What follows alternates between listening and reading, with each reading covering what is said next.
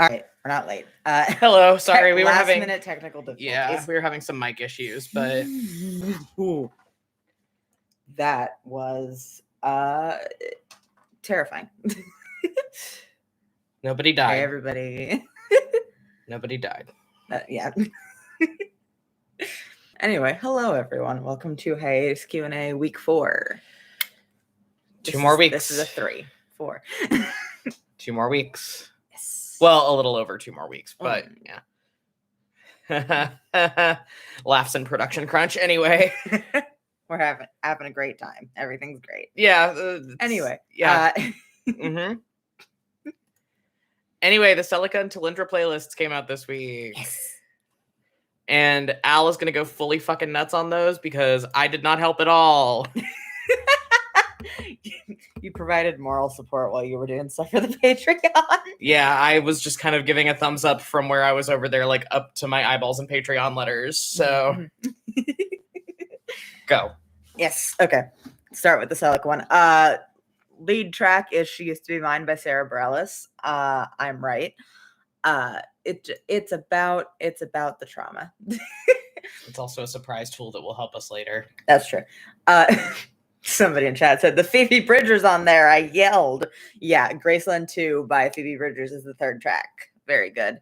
I also enjoyed. I thought Le Funerale's prologue by Left of London was a good pull. Just for the line, my apologies to the morning host. I could not bear to see their daughter's ghost. Yeah. It was very much the idea of like, how do I say this? It was very much the idea of like not being able to go home after a trauma. You know what I mean? Like being like radically reshaped by some shit that has happened to you and not being able to go back was very much the vibe I was trying to get to with like the beginning of the playlist. And then we have "I Am a Scientist" by Guided by Voices. Yeah. And then I put in order Rio Grande by the Oh Hellos, How to Rest by the Crane Wives, and Pink and Blue by the Mountain Goats. Those are all about Ravane. And basically, those are all about Ravane, and those are all about like Celica's mental state when they adopted Ravane. Know what I mean? And then, oh goodness. Oh, and the ones that, sorry, I'm yawning. And then catching up to the actual canon events, we have, I debated for a while whether or not I wanted to put The Next Storm by Frank Turner on here. Know what I mean?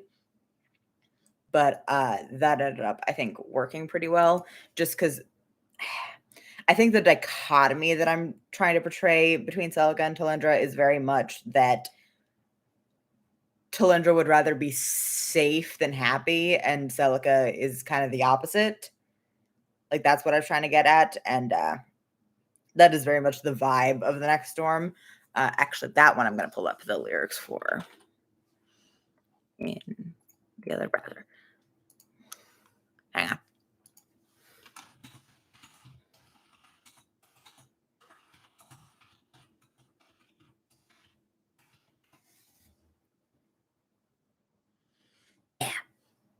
Yeah, I was thinking very much about this verse of "It's easy enough to talk about Blitz's spirit when you're not holding the roof up and knee deep in it, and the pictures and the papers got ruined by the rain, and we wondered if they ever get dry again. But I don't want to spend the whole of my life indoors, laying low, waiting on the next storm." Yeah, I had a lot of feelings about that one. And then what else on here was good? Oh, I just liked An Antidote for Strychnine by the Mountain Goats as an end track. I just liked it. It had vibes. And then moving on to the Talindra playlist. Oh, I was doing the final drafts of these like a couple days ago, and I have listened on and off to Town to Get Down, Stay Down for like years, but I didn't realize that the new album was out. So I was really glad that I found Temple before I like finalized the last draft of this, because it is, ooh, hang on, lyrics.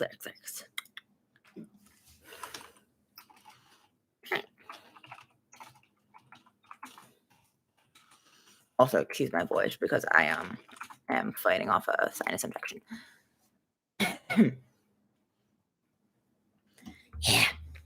Yeah.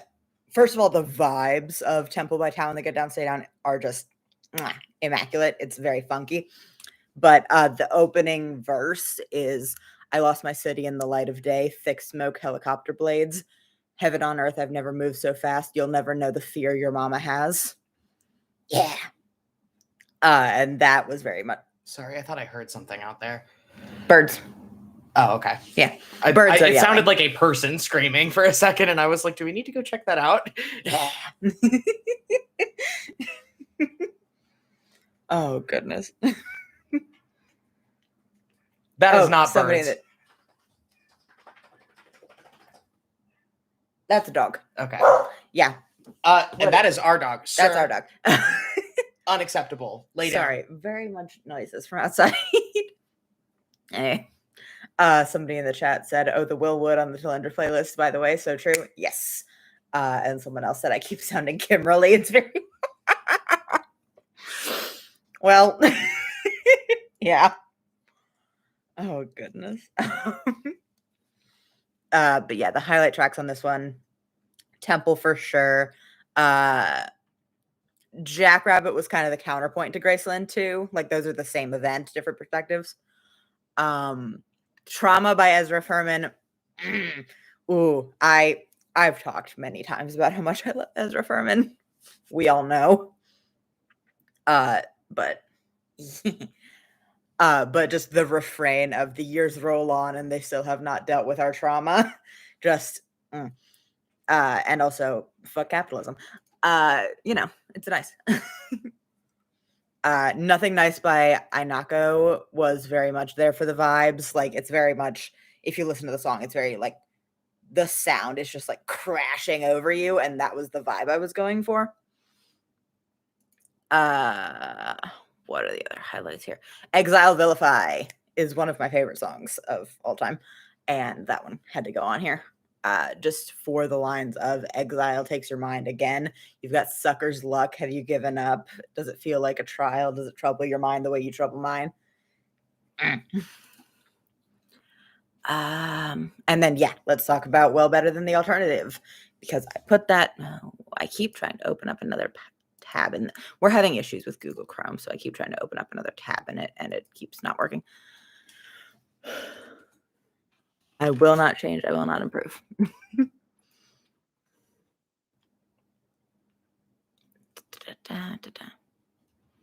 Here we go. Yeah. Yeah. The deciding factors on me putting Well Better Than the Alternative on here were the first verse of Pink Lemonade on Autumn Bomber. Goddamn.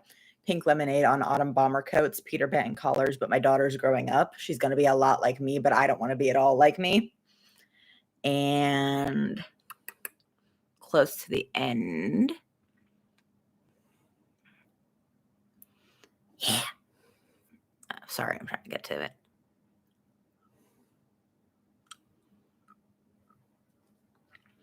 Yeah. And then closer to the end, just the way that it gets like frantic to the last bridge and the last chorus of very much I was thinking of like the lines of everybody knows that nobody knows that everybody's all up in my motherfucking business. This isn't my first anything. This isn't my first anything. And that last like second chorus of what's so wrong about what's wrong with me? I'm just trying to do what's right by you. Like that was very much the vibe. Yeah. People yelling in the chat, so true. And I think I'll do one more. What do you think?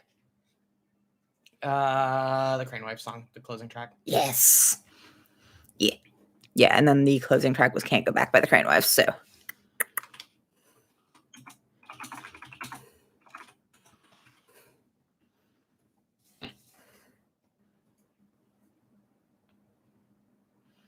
Yeah, just a lot of this song. Highlight lines. It's time to learn to be more forgiving of yourself. And closer to the end. Yeah. And then close to the end, there was just this like repeating like voices going at each other. Just when have you ever known the world to be a fair place? All things end and all things change. You'll look back and laugh someday, or at least you'll learn to be okay. While a second voice just repeats over and over, like desperately, it's not fair, it's not fair, it's not fair. And that vibe felt very good as a closing track. Okay, those are the playlists. I'm done. I'm done spiraling. I'm sorry. Next week is Nora. Yeah. And Mia Part 2. Mia Part 2. Delicious. You're not getting Mia Part 1 yet. Yeah, we're full on Star Warsing. We're a New Hoping this. Yeah. You guys get Mia Part 2 before you get Mia Part 1. Yeah. You'll get Mia Part 1 in a couple months, I think. Yeah. And Nora. Absolutely. Everybody yelling about Nora. So true. Yeah, we need to polish Nora. We did a little bit of work on it last night. Yeah. But... Also, I'm very tired. I apologize for yawning. We didn't get any questions this week, so we're just riffing. We're just riffing. If you want to put anything in the chat, that's cool. Yeah. I am once again feeling the struggle on Mia Part 2 of there is a song that I want to put on there, but I can't expose the children to the band. No. But the band has put out some stuff, and I cannot expose any children who may listen to our podcast. Even though if you are a child, you should not be listening to our podcast without parental permission. But yeah, you definitely have explicit parental permission if you're listening to our podcast and you're under 18, right? Anyway, the finger guns made that weird. That is a like earnest thing. That's fair. Yeah. I don't know. I'm awkward with my hands. That's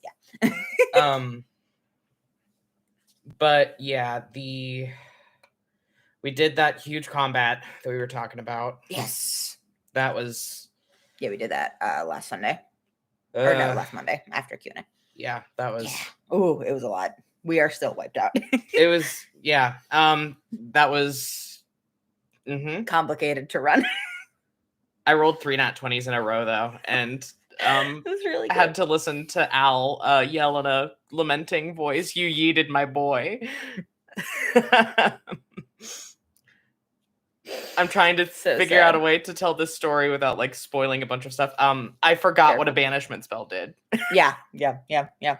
I forgot what a banishment spell did, I accidentally... Not everything that a banishment spell did. You just forgot a specific feature of the banishment spell. I forgot that I could yeet a certain thing permanently, and I accidentally yeeted a certain thing permanently. Yeah.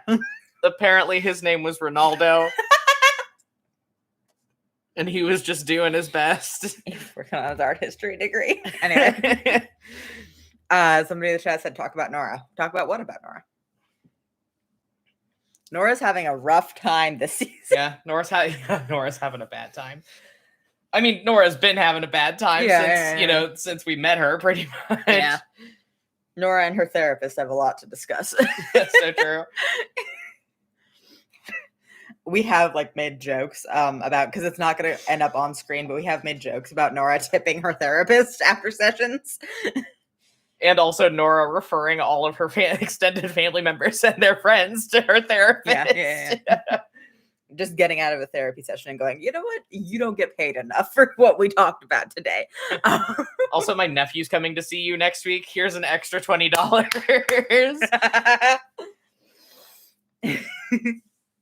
Someone said, is she going to get new stuff to replace what she threw at Moreland last episode? Not right now. Not right now.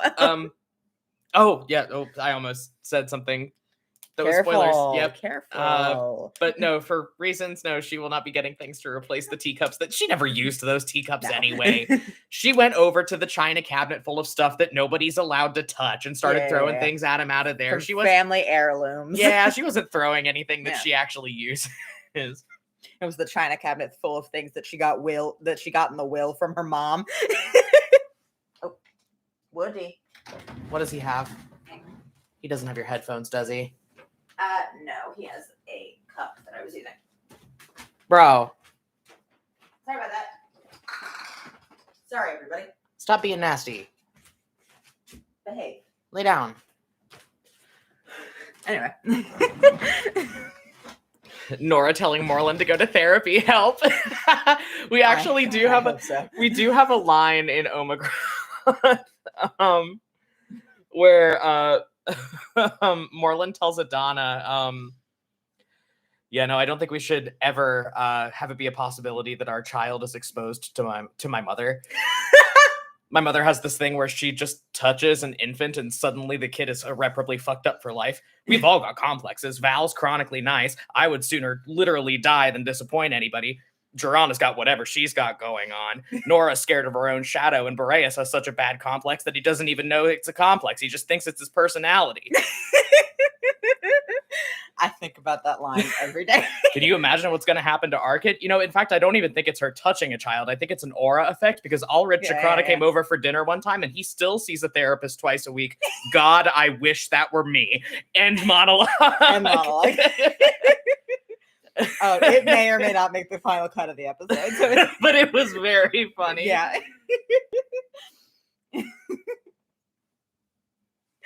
God, I wish that were me.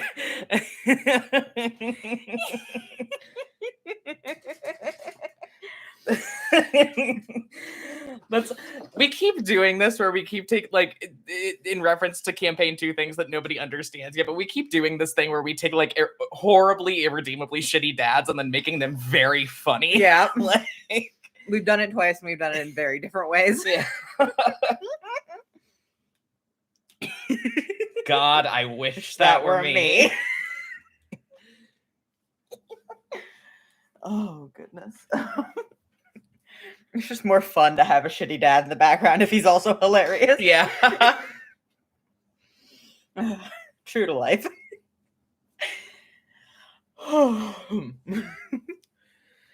But yeah, I do think the teacups that Nora was throwing they were priceless family heirlooms. Yeah. Irreplaceable. Yeah. She doesn't care. Things that were in the will from her mother because she was like, you are a girl, you like teacup. Take teacups. Take teacup collection. Yeah. Nora being like, I don't want anything from that old bat, but okay, I guess. And then they went in a cabinet where no one ever touched them, looked at them, or used them. Nora voice, I didn't want anything from Mom, but what I got was worse than nothing. I got an extra box that I have to label fragile when I take it places. It's like that loop line from The Stolen Century and Taz Balance, just that, I don't want these. I don't want these. Yeah. Aw, thanks. I don't want these.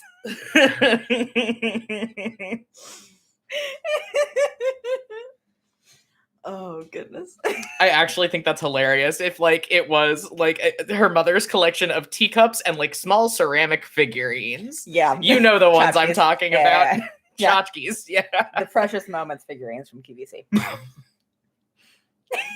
Yeah, Ileana Valsine strikes me as the type of woman that would have those. Yeah. Yeah. Exactly. Probably little ceramic bells. You stupid things. Things you can't even use. Yeah. Things that have no purpose. Except to clutter up your house. Oh, goodness. That does make it funnier. Especially that's what she chose to throw at Moreland. Oh yeah. It was fuck Mom and fuck you. Yeah. And you know what that is? Growth. It's what she deserves. Oh, goodness. So no, she cannot replace the things that she threw at Moreland because they were priceless family heirlooms that she did not want anyway. She didn't want. Yeah. And now she can use that cabinet for things that she actually likes and wants and would love to keep in her house. Maybe she could start collecting something. I don't know what she's gonna collect. She needs another hobby. Yeah. She doesn't have enough to do. ADHD queen. So true. Well, I don't. Yeah, and it's not even that she has like half-formed hobbies because she's very good at what she does. Like she's a very good painter. Like she painted that family portrait in her study. She's a very good painter. She's a very good gardener. Like she got the topiaries. Yeah, she's got the topiaries that she fusses over. She needs more things to be good at. So true. Yeah. Nora Valstein voice. If I'm not overachieving, I die. Yeah. Yeah. Thanks, Mom.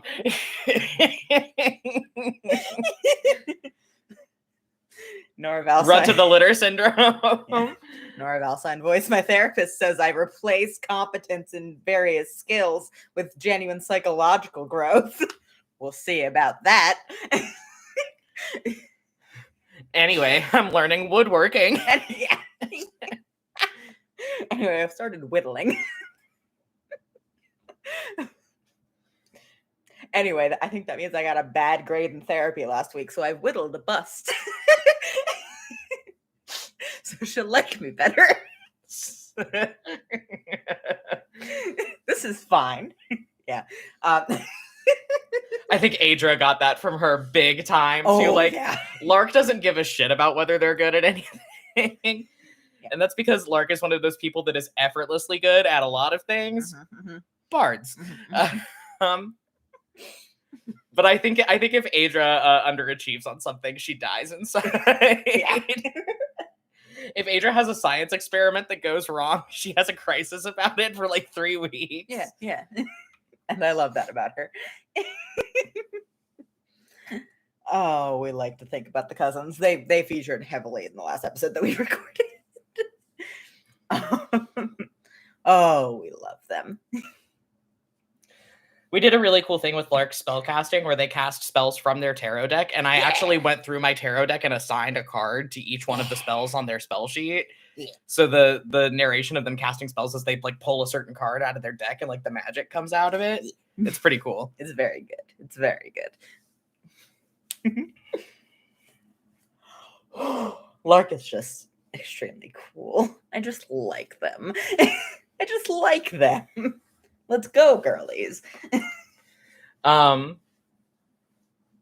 just thinking about all the hobbies that Nora has started and probably dropped if she has kept the ones that she is good at. Nora voice, I used to jog. But then people looked at me as I was jogging down the street and I got in people's way and I had to drop it. I had to drop it before I gave myself a panic attack or an aneurysm or both.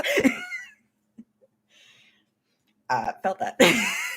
I think she tried to take a ceramics class once and it just wasn't gonna happen. Oh no. What do you Sir, you're not eating for at least another half hour. Please be quiet. Mr. Man. Sorry. Sorry, our dog is screaming. But yeah, I because ceramics requires a lot of patience. I could just see her ripping like a crooked like pot off of a potter's wheel and just chucking it across the room. Yeah. I have to overachieve or I die. Yeah. I think she also tried to take up some kind of fiber work, some kind of fiber art, like knitting or something. Adana tried to teach her how to knit once, and it didn't go well. Didn't go well. Almost irreparably fucked up their dynamic.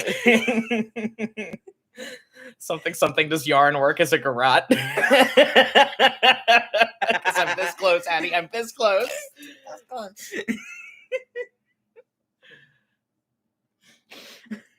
The context there is that we keep making jokes of does X work as a garrote for like the past couple weeks. I don't know why. I don't remember the first one. Oh, goodness. So yeah, Nora, like most adult people with ADHD, has a closet full of unfinished hobbies in her home that she either started, got bored of, and quit, or started, wasn't immediately good at, and then quit. And then quit before she could start crying. Yeah. Felt that one. Oh, goodness.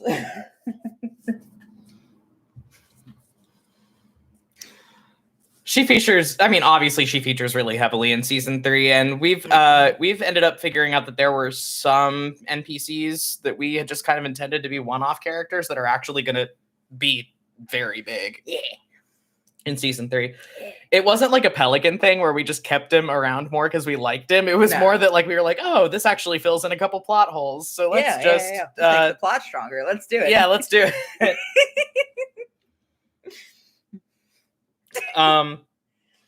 One of these 3 characters that I am discussing, MLMs, we did it for you.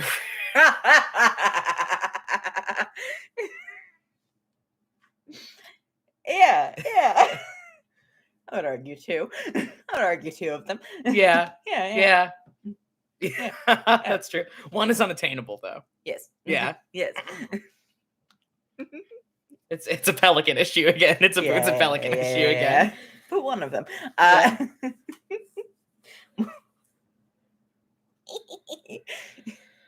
Do you want a twink and a big floppy sun hat?